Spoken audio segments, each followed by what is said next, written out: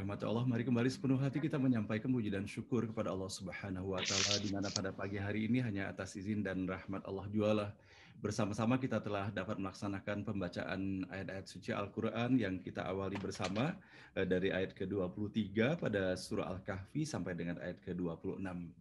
Mudah-mudahan atas segala kesabaran, perjuangan, ikhtiar yang kita lakukan di dalam menyiapkan diri dan melaksanakan pembacaan ayat-ayat suci Al-Quran ini, semoga Allah Subhanahu wa taala membukakan pintu rahmat, barakah, hidayah, maghfirah dan ridhonya untuk kita semuanya. Amin ya rabbal alamin. Nah, baiklah Bapak dan Ibu yang dirahmati Allah, sebelum bersama-sama kita menelusuri pesan-pesan terbaru yang kita dapati di dalam 4 ayat terakhir yang kita baca pada pagi hari ini, sebagaimana biasanya alangkah baik dan eloknya apabila kita memperhatikan sejenak pesan-pesan yang telah kita dapati di dalam ayat-ayat yang kita baca sebelumnya.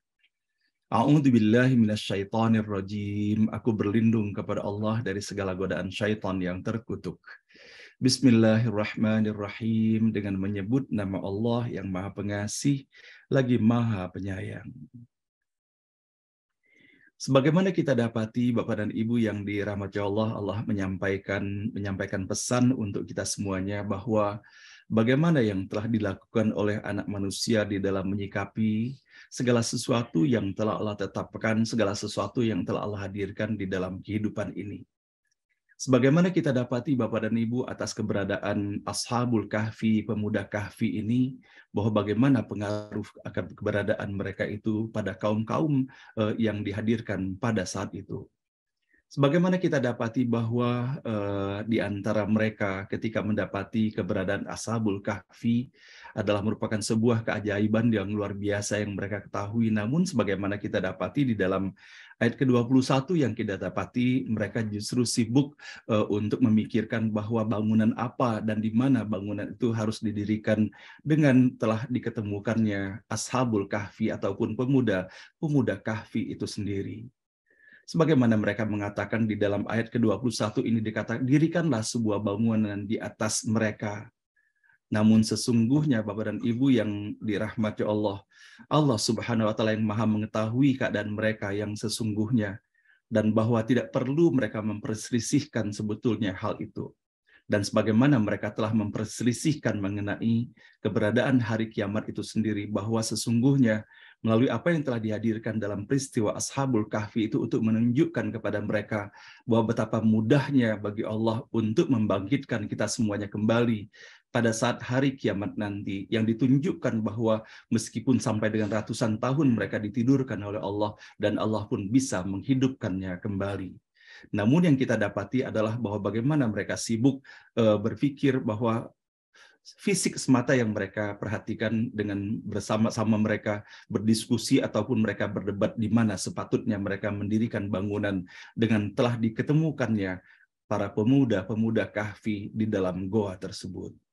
Dan kemudian kita bisa mendapati pula Bapak dan Ibu bahwa bagaimana mereka berselisih pula mengenai jumlah daripada mereka. Apakah mereka terdiri dari 3 orang, apakah 5 orang, ataukah 7 orang, ataukah 8 orang, ataukah 7 orang itu termasuk pula ada seekor anjing di dalamnya. Dan begitulah yang terjadi. Mereka sibuk dan berselisih daripada angka-angka itu, namun mereka lupa apa sesungguhnya hakikat dan pesan yang terdapat dalam peristiwa Ashabul Kahfi itu sendiri. Bahwa sebagaimana kita dapati bahwa mereka adalah merupakan pemuda-pemuda yang begitu istiqomahnya mereka mempertahankan keimanan mereka kepada Allah Subhanahu wa taala. Dan sebagaimana pula kita dapati Bapak dan Ibu yang dirahmati Allah, bahwa pada akhirnya apakah mereka tidur hanya sebentar, apakah mereka kemudian jumlahnya 3 orang, apakah 5 orang atau 7 orang, tidak perlu kita permasalahkan hal itu sesungguhnya. Sesungguhnya sebagaimana disebutkan bahwa hanya Allah yang Maha mengetahui.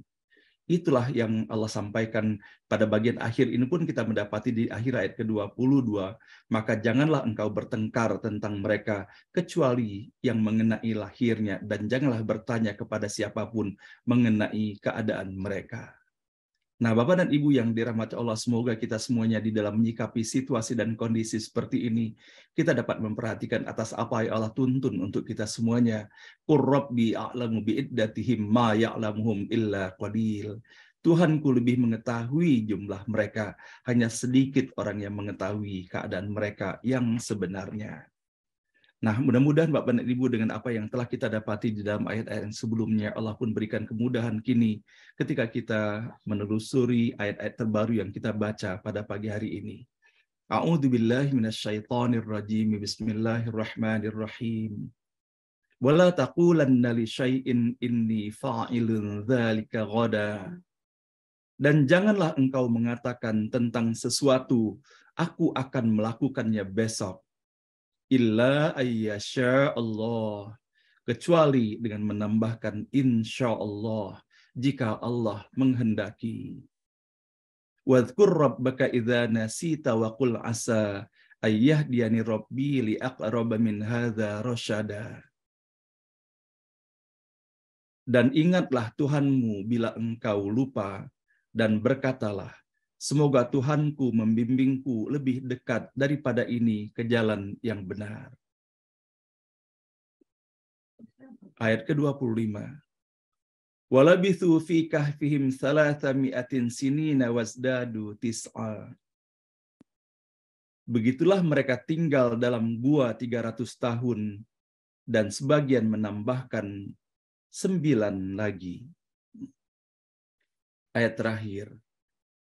Qulillahu a'lamu bima labithu lahu ghaibus samawati wal ard absir bihi wa asmi' ma lahum min dunihi min waliyyi wa la yusyriku fi hukmihi ahada.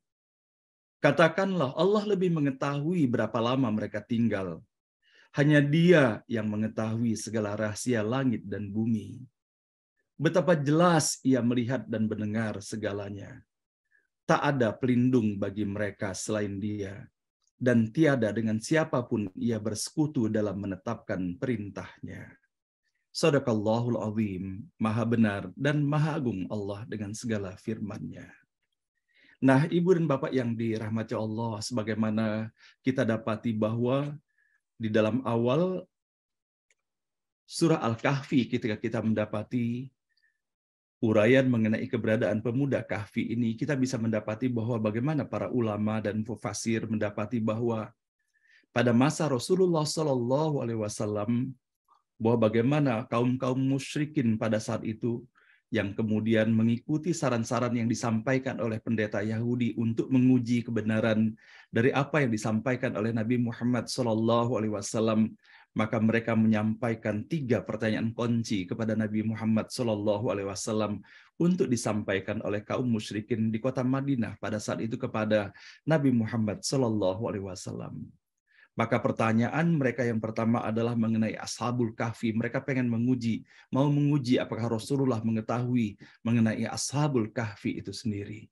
Dan pertanyaan kedua yang insya Allah nanti akan kita telusuri dalam surah Al-Kahfi ini, mereka menyampaikan pertanyaan mengenai Dzulqarnain. Dan kemudian pertanyaan yang mereka sampaikan adalah mengenai ruh. Maka 3 pertanyaan kunci itu yang mereka sampaikan kepada Nabi Muhammad SAW dengan harapan bahwa Nabi Muhammad tidak akan mampu menjawab pertanyaan-pertanyaan tersebut. Nah, Bapak dan Ibu yang dirahmati Allah, bahwa betapa kemudian kita mendapati ketika mendapati pertanyaan-pertanyaan tersebut, Rasulullah ketika itu menyampaikan kepada mereka bahwa Ia akan memberikan besok atas memberikan jawaban besok dari pertanyaan yang telah disampaikan oleh mereka. Maka kemudian kita bisa mendapati Allah menurunkan ayat ke-23, dan janganlah engkau mengatakan tentang sesuatu, aku akan melakukannya besok, kecuali dengan menambahkan kata insya Allah, yaitu jika Allah menghendaki. Nah, Bapak dan Ibu yang dirahmati Allah, kalau saat kita memperhatikan yang demikian, bahwa betapa Allah menunjukkan segala sesuatu kepada kita semuanya, bahwa tidak ada seorang pun yang mengetahui bagaimana sesungguhnya keberadaan hari esok itu sendiri. Dan bahkan kita pun tidak mengetahui apakah pada hari esok itu kita masih diizinkan Allah untuk melanjutkan perjalanan kehidupan ini, apalagi untuk melaksanakan segala sesuatu. Melainkan segala sesuatu yang berlaku pada hari esok itu hanyalah apabila Allah Subhanahu wa Ta'ala menghendakinya. Maka di dalam kita menelusuri bagaimana sesungguhnya pesan-pesan yang terkait dengan hari esok ini, bahwa betapa Allah Subhanahu wa Ta'ala mengajarkan kepada kita mengenai esensi daripada hari esok, tidak hanya disajikan di dalam ayat ke-23 sebagaimana kita dapati pada pagi hari ini, bahwa betapa banyak di dalam Al-Quran Allah menyampaikan pesan akan hal ini. Sebagaimana kita dapati bahwa di dalam surah Yusuf pada ayat ke-12, pada surah ke-12 ayat ke-12, arsilhu ma'ana ghoda yarta' wa yal'ab wa inna lahu lahafidhun. Biarkanlah dia pergi bersama kami besok pagi agar dia bersenang-senang dan bermain-main dan kami pasti menjaganya. Betapa Bapak dan Ibu yang dirahmati Allah, kita bisa mendapati bahwa dengan jendela kata besok yang kita dapati dalam ke-23 ini menghantarkan kepada kita semuanya bahwa bagaimana hal ini pun berlaku di dalam kehidupan Nabi Yusuf alaihissalam, bahwa betapa mereka merasa yakin dan pasti. Tidak hanya kemudian kita bisa mendapati pula Bapak dan Ibu yang dirahmati Allah bahwa betapa dengan menggunakan jendela kata esok ini kita dapati di dalam surah Luqman pada ayat ke-34. Innallaha indahu ilmus sa'ah. Innallaha indahu ilmus sa'ati wa yunazzilul ghaits wa ya'lamu ma fil arham wa ma tadri nafsum madza taksibu ghada wa ma tadri nafsum bi ayyi ardin tamud. Innallaha alimun khabir. Sesungguhnya hanya di sisi Allah ilmu tentang hari kiamat, dan Dia yang menurunkan hujan dan mengetahui apa yang ada di dalam rahim, dan tidak ada seorang pun yang dapat mengetahui dengan pasti apa yang akan dikerjakannya besok, dan tidak ada seorang pun yang dapat mengetahui di bumi mana dia akan mati. Sungguh Allah Maha Mengetahui, Maha Mengenal. Nah, Bapak dan Ibu yang dirahmati Allah, bahwa betapa kita mendapati dalam surah Luqman pada ayat ke-34 ini, Allah mengingatkan kepada kita semuanya bahwa hari kita hakikatnya adalah hari ini, tetapi hari esok tidak ada seorang pun yang mengetahuinya. Maka tiada lain yang bisa kita lakukan apalagi mendapati di dalam ayat ke-34 ini Allah mengkaitkan bahwa hari esok itu, dan dikaitkan pula dengan disampaikan bahwa di mana kita akan mati. Di bumi mana sesungguhnya tidak ada seorang pun yang mengetahuinya. Maka tiada lain Bapak dan Ibu yang kita lakukan adalah bagaimana kita menyiapkan hari ini dengan mengerjakan segala yang terbaik, sehingga tidak masalah bagi kita dimanapun kita akan kembali kepada Allah. Yang kita mohonkan adalah atas apa yang kita lakukan semoga Allah meridhoi dan Allah merahmatinya, sehingga di bumi manapun kita kembali kepada Allah, semoga kita kembali ketika Allah ridho dan kita pun sukacita kembali kepada Allah Subhanahu wa Ta'ala. Dan kemudian Bapak dan Ibu yang dirahmati Allah, betapa Allah mengajarkan pula kepada kita semuanya, sebagaimana termaktub di dalam ayat ke-26 pada surah Al-Qamar, saya'lamuna ghadan manil kadzabul asyir. Kelak mereka akan mengetahui siapa yang sebenarnya sangat pendusta dan sombong itu. Maka kita bisa mendapati bahwa bagaimana kata ghoda juga didapati dalam ayat ini untuk menggambarkan bahwa hari esok itu bukan hanya hari sehari setelah hari ini, tetapi hari-hari panjang ke depan yang tidak kita ketahui itu pun dikategorikan sebagai hari esok. Nah, Bapak dan Ibu yang dirahmati Allah, betapa melalui ayat ke-26 pada surah Al-Qamar ini, Allah pun mengajarkan kepada kita semuanya, tidak perlu kita melakukan perdebatan di dalam kehidupan ini. Tugas kita, kalaupun kita ingin menyampaikan dan berbuat kebaikan, lakukan saja kebaikan itu dan sampaikanlah kebaikan itu sebagaimana Rasulullah SAW telah memerintahkan dan mengajarkan kepada kita. Sampaikanlah dari Rasulullah, walaupun itu hanya sepotong ayat.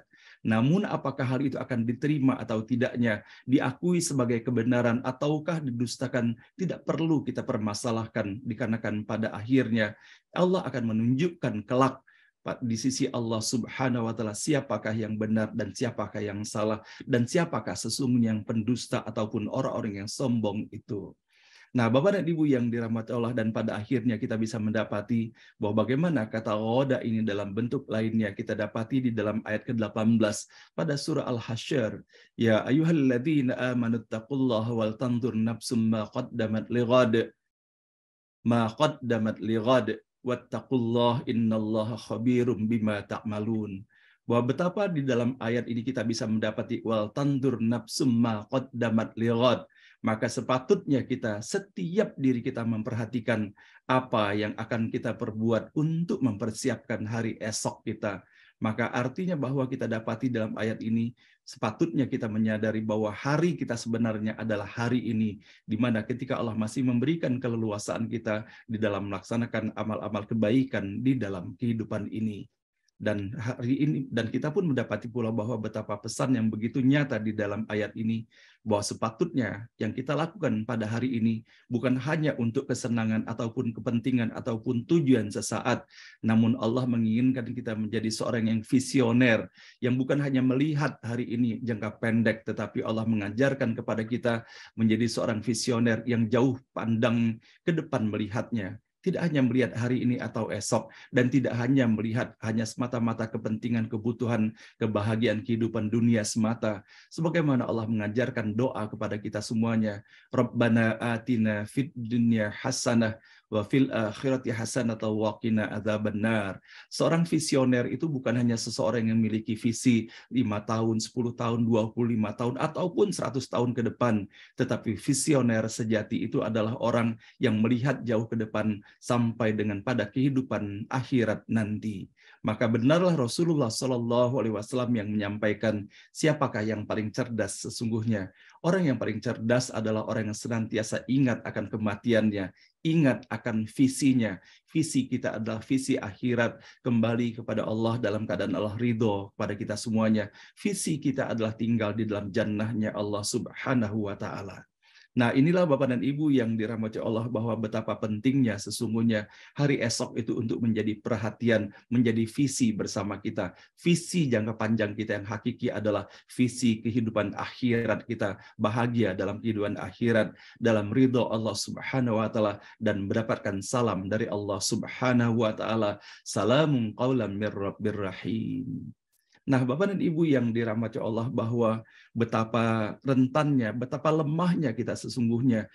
Tidak usahkah kita berpikir untuk esok, berpikir untuk 5 menit ataupun 10 menit ke depan, ataupun 1 jam ke depan. Tidak ada seorang pun di antara kita yang bisa memastikannya apakah 1 jam ke depan Allah masih menginginkan kita semuanya. Sebagaimana bisa kita dapati dalam kehidupan kita sehari-hari, Bapak dan Ibu, betapa banyak contoh yang telah Allah hadirkan untuk kita semuanya.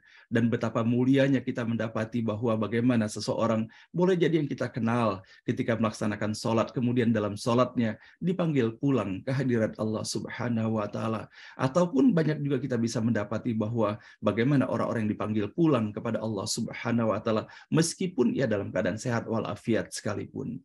Nah, maka dari itulah Bapak dan Ibu yang dirahmati Allah, tiada lain yang kita lakukan di dalam kita merancang ataupun mengatakan sesuatu, tidak hanya secara lisan kita mengatakan bahwa ada kata insya Allah di dalamnya, namun sepatutnya hal ini pun menyampaikan pesan tauhid bagi kita bersama, bahwa sesungguhnya segala sesuatu yang dihadirkan di dalam kehidupan ini, la haula wala quwata illa billahil aliyil azim, bahwa tidak ada suatu situasi dan kondisi apapun yang berada di seputar kita, dan tidak ada kekuatan sedikit pun di dalam diri kita, melainkan semuanya datangnya dari Allah Subhanahu wa Ta'ala.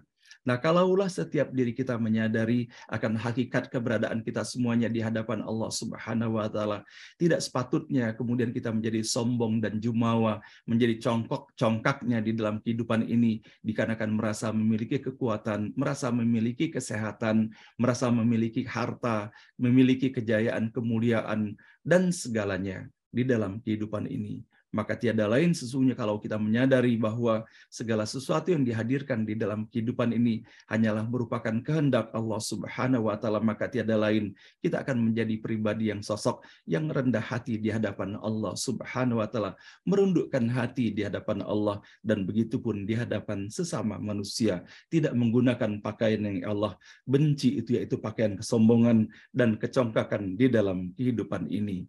Namun sebaliknya, sebagaimana yang telah kita dapati Bapak dan Ibu di dalam ayat yang telah sama-sama kita baca di dalam ayat ke-19 kemarin, maka mudah-mudahan pakaian kita yang kita gunakan adalah sebagaimana perintah Allah, wal yatalattaf, dan hendaklah kita bersikap hati-hati dan sopan santun dan penuh kelembutan di dalam kehidupan ini. Amin ya rabbal alamin. Nah, begitupun kita bisa mendapati di dalam 2 ayat terakhir pada hari ini, kita bisa mendapati bahwa sebagian besar mufassir mengatakan bahwa bagaimana di tengah perdebatan mereka, Allah menyampaikan dan menunjukkan kebesaran Allah Subhanahu wa Ta'ala, bahwa mereka tinggal di sana selama 300 tahun yang ditambah dengan 9 tahun lagi, atau dikatakan 309 tahun. Dan bagaimana kalau seandainya kita memperhatikan atas apa yang disebutkan di dalam ayat ini, maka para ahli perbintangan, para ahli meteorologi, mereka mengatakan bahwa bagaimana Allah Subhanahu wa Ta'ala telah menyampaikan begitu rincinya yang merefleksikan perputaran matahari dan perputaran rembulan itu sendiri di dalam menentukan perhitungan tahun itu sendiri. Namun beberapa mufasir dan ulama lainnya memperhatikan atas apa yang disebutkan di dalam ayat ke-25 ini, maka yang diambil adalah yang disebutkan di dalam ayat ke-26.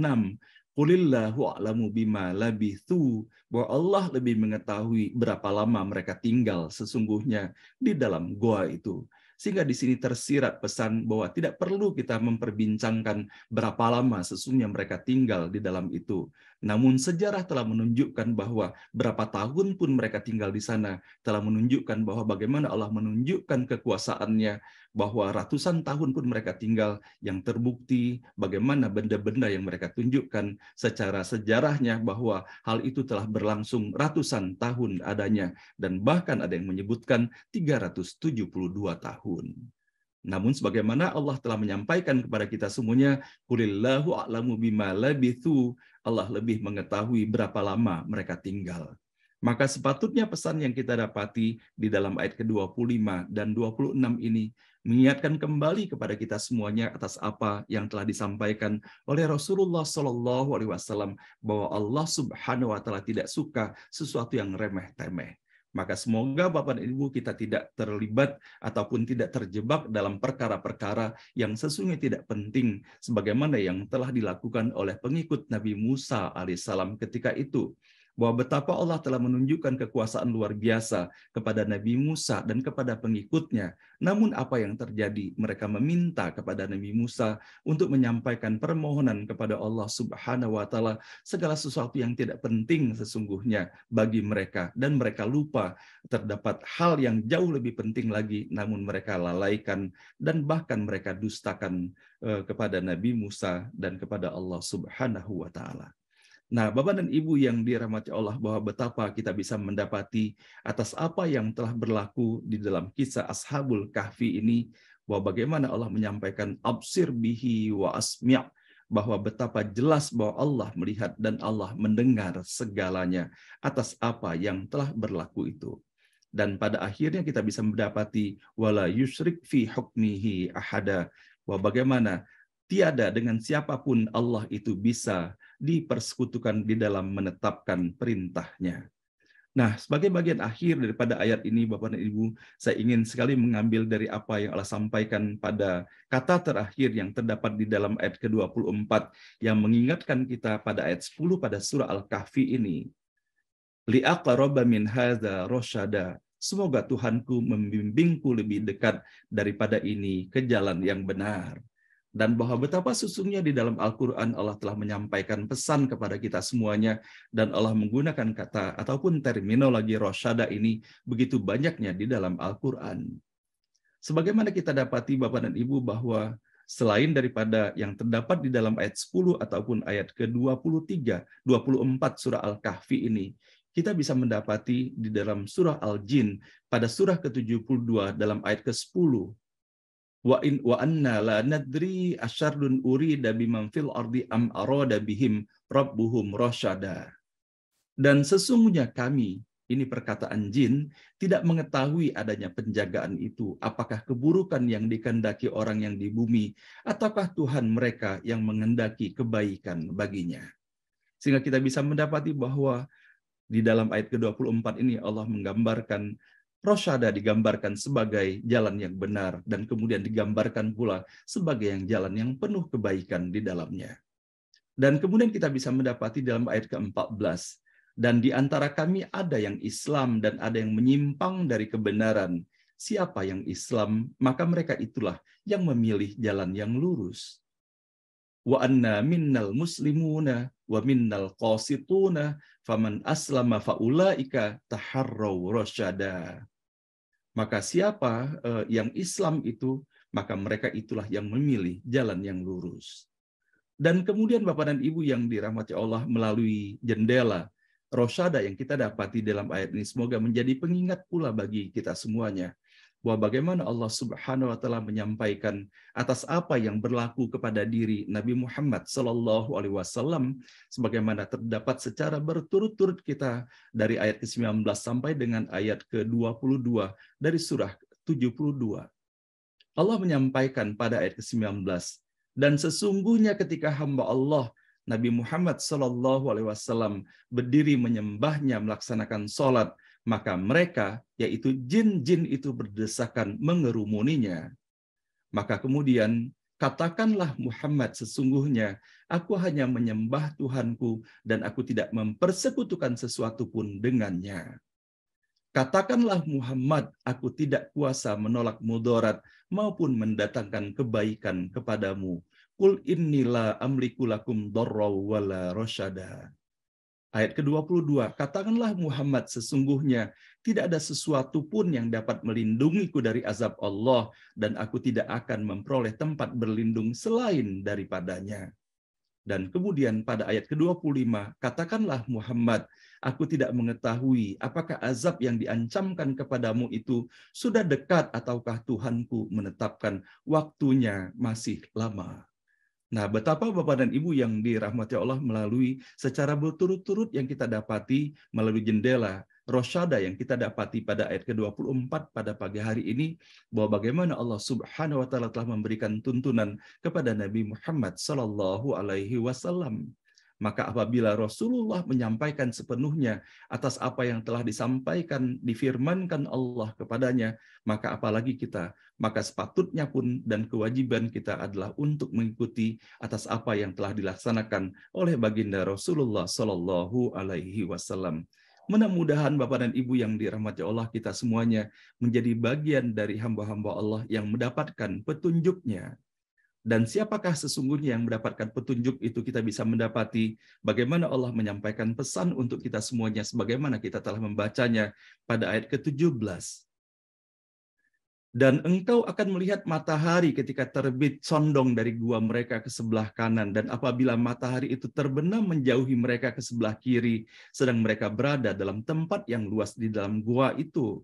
Itulah sebagian dari tanda-tanda kebesaran Allah. Barang siapa diberi petunjuk oleh Allah, maka dialah yang mendapatkan petunjuk. Dan barang siapa disesatkannya, maka engkau tidak akan mendapatkan seorang penolong yang dapat memberikan petunjuk kepadanya. Mayyahdillahu fahuwal muhtad wa mayyudlil falan tajida lahu waliyyan mursyida. Dan kemudian kita dapati, dan ketahuilah olehmu bahwa di tengah-tengah kamu ada Rasulullah. Kalau dia menuruti kemauan kamu dalam banyak hal, pasti kamu akan mendapatkan kesusahan.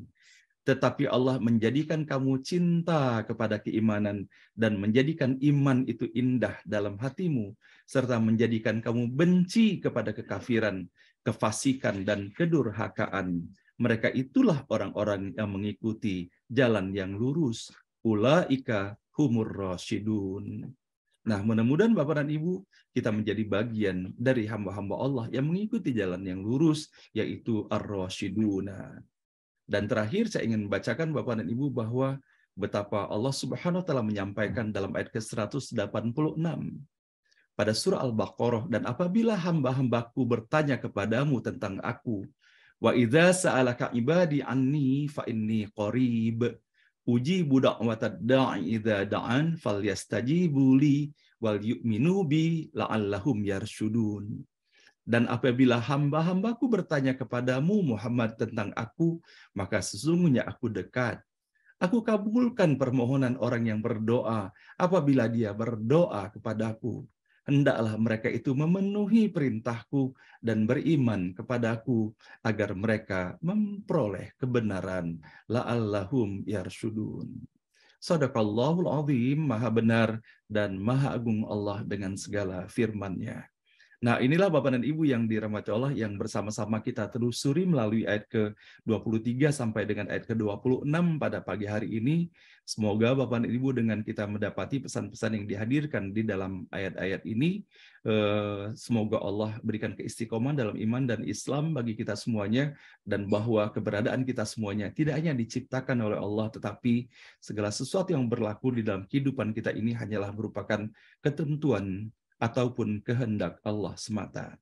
Dan semoga pula Bapak dan Ibu yang dirahmati Allah mendapati atas apa yang telah disajikan dalam peristiwa Ashabul Kahfi ini, kita tidak terjebak di dalam perdebatan-perdebatan apakah berapa hari mereka tinggal di sana, berapa tahun mereka di sana, ataukah berapa orang jumlahnya, dan kemudian apakah apa yang disebutkan, apakah disebutkan satu ekor anjing yang berada di sana.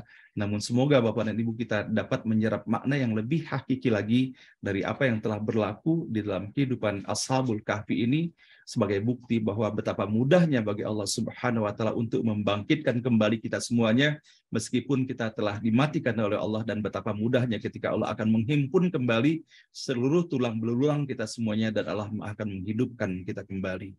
Shadaqallahul azim, maha benar dan maha agung Allah dengan segala firman-Nya.